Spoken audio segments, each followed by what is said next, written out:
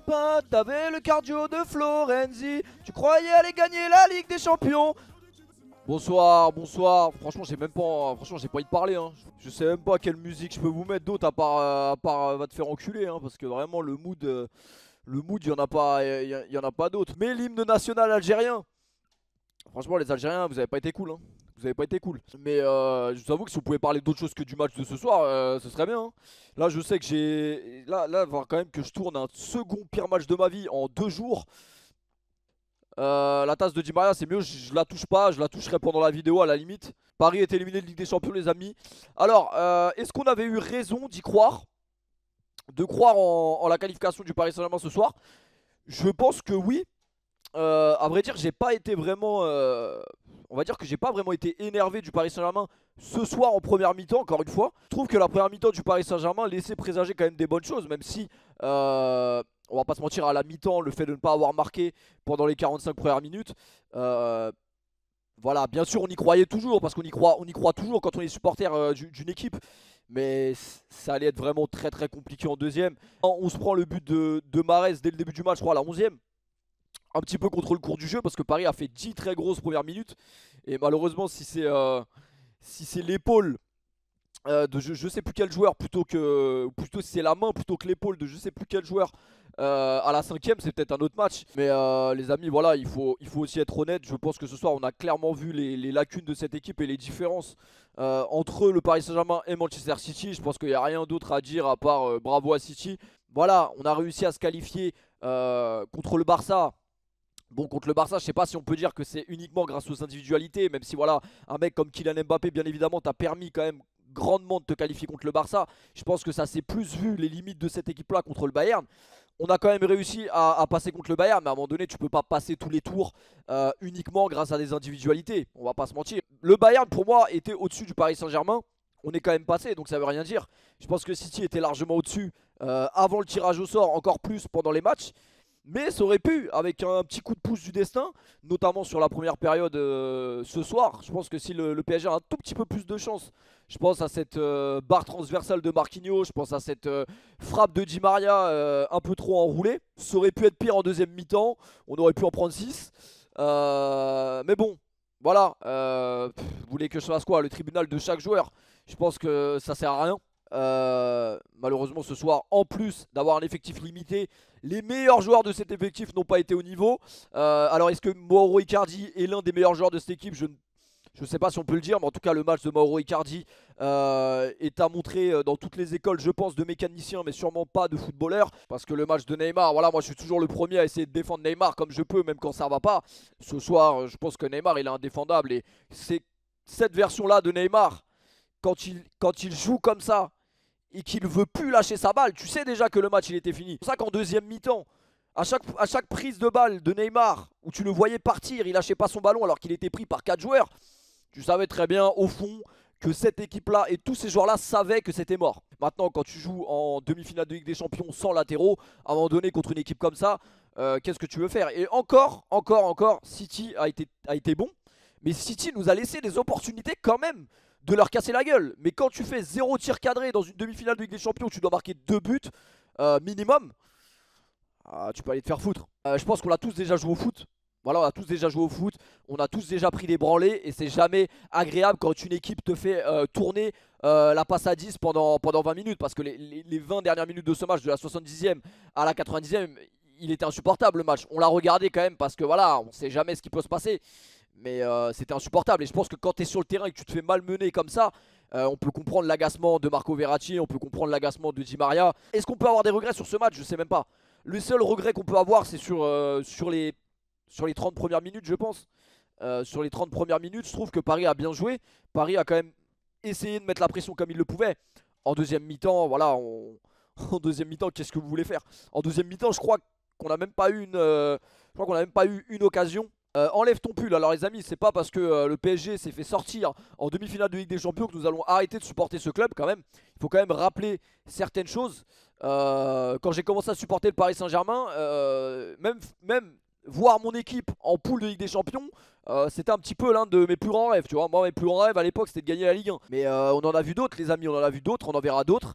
Et voilà, mais maintenant, Paris ne méritait pas d'aller en finale de Ligue des Champions ce soir, encore moins sur les deux matchs. Le coup de coude que prend Kimpembe en première période, je sais pas si vous avez cette occasion en tête, qui est très très étrange à mon goût. Pas quand tu prends un coup de coude dans la surface de réparation, généralement tu peux siffler penalty, après je sais pas.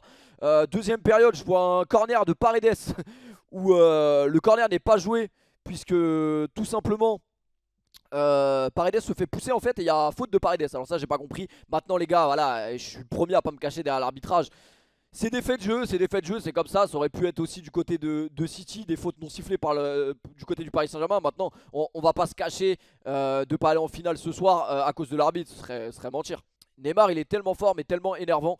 Mais bien sûr que Neymar est fort, là n'est pas la question. Je pense que Neymar, toute l'Europe aimerait avoir ce genre de joueur dans son équipe. Malheureusement quand, quand lui-même sent qu'il joue avec la frustration, parce que tu sentais bien que ce soir Neymar il était frustré et que tout ce qu'il faisait ou presque c'était mauvais, on va pas se mentir. Quand il lâche pas son ballon assez vite, je pense que même les plus grands fans de Neymar détestent cette facette là de lui. Essayer d'aller faire un petit pont pour faire quoi, genre, tu vois ce que je veux dire? Pour faire quoi? Pour faire quoi? Essayer d'aller mettre un petit pont à un joueur de City à la 86e alors que t'es éliminé de Ligue des Champions, tu vois. Lâche ta balle et essaye d'aller sauver l'honneur en mettant un but, je sais pas. C'est quand même incroyable qu'on va avoir un pire match de ma vie. Et tu vois, en fait, je suis totalement con d'avoir fait le pire match de ma vie. Pourquoi je l'ai fait en fait? J'aurais dû faire un pire match de ma vie de 45 minutes pour les insulter pendant 45 minutes, ça aurait été plus simple. Bon, après, pour le coup, ça va être plus rentable. Mais voilà. Mais après, je me dis que les pires matchs de ma vie et les plus beaux matchs, c'est des. Tu vois, c'est un peu la seule trace que je laisserai sur terre, tu vois. Et peut-être que mes enfants, bah voilà, au lieu d'aller voir des vieux résumés de foot sur Wikipédia, bah ils pourront regarder les vidéos de leur connard de daron. Je sais pas si on sort un pire match de ma vie 6,5 ou un pire match de ma vie 7, tu vois. Parce qu'en vrai de vrai, j'y croyais. Moi, je vous dis la vérité. Encore à 1 heure du match, j'ai rarement été aussi stressé et impatient de voir le PSG en Ligue des Champions. Mais ça, voilà, c'est normal. C'est quand t'es supporter, tu as envie d'y croire jusqu'au bout. On va pas refaire l'histoire. Voilà, on va pas refaire l'histoire. Mais si on marque rapidement dans ce match, peut-être que c'est autre chose. Maintenant, voilà, City a pas à rougir de leur victoire et de leur qualification, c'est mérité. Mais bien évidemment que va falloir se défouler quand même sur certains joueurs. Certains joueurs de cet effectif-là n'ont pas le niveau pour le Paris Saint-Germain. Ou en tout cas n'ont pas le niveau pour jouer dans une équipe qui prétend gagner la Ligue des Champions.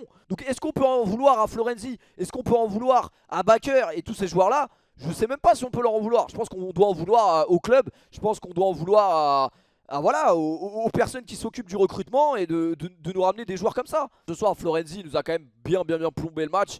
Et clairement, sous son maillot du Paris Saint-Germain, il avait quand même un maillot bleu ciel. Voilà, on va pas se mentir, Florenzi c'est une catastrophe ce soir. Et la grosse catastrophe aussi, c'est que Mauricio Pochettino, en fait, je pense que cet entraîneur, il est juste là pour être là. Ça veut dire vraiment, moi j'avais du mal avec Thomas Tuchel.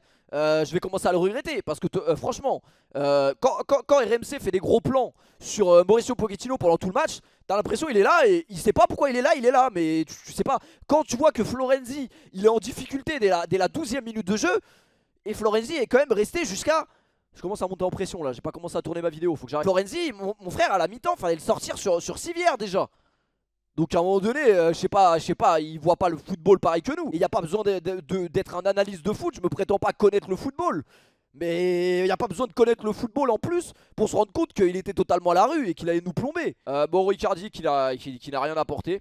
Vous savez que c'est un joueur que je fondais beaucoup d'espoir en Mauro Icardi. Bon bah malheureusement voilà, je pense que ce soir c'était peut-être pas le dernier match de sa carrière au PSG. Voilà, il en jouera d'autres en Ligue 1 Uber Eats, plus beaucoup, mais en tout cas cet été Mauro Icardi ça va partir. Ou je sais pas, force à ceux qui vont le recevoir. Herrera a dit que l'arbitre a insulté Paredes. Ça il faudra voir. Ouais, moi j'ai éteint la télé les gars. En fait j'ai hésité à lancer un live ou pas. Et puis j'ai entendu première réaction des joueurs parisiens, Ander Herrera au micro de Mohamed Bouafsi. J'ai entendu ça, j'ai dit bon ok, ils vont nous dire que voilà, Ander Herrera il parle bien français. C'est bien, beau palmarès, tu vois. Qu'est-ce qu'on devra retenir cette saison au Paris Saint-Germain? Que Ander Herrera parle mieux français que Neymar qui est là depuis 4 ans. Je pense que quand tu prétends à gagner avec des champions, tu peux pas t'asseoir sur tes individualités à tous les tours. Et voilà, c'est ça qui a fait la différence. C'est que là, je vois les remplaçants de City sont des titulaires indiscutables au PSG. On peut se poser la question, bien évidemment. J'espérais bien évidemment que le PSG m'invite sur sa chaîne Twitch pour la finale. Voilà, j'espérais une finale avec leur boulot à mes côtés, avec Arsène, tu vois. Ça aurait été bien. Est-ce qu'on passerait pas sur une image de Henry et Benzema? Voilà, comme ça, juste pour varier. Juste pour varier. Non, mais c'est pour préparer la vidéo de Dixon.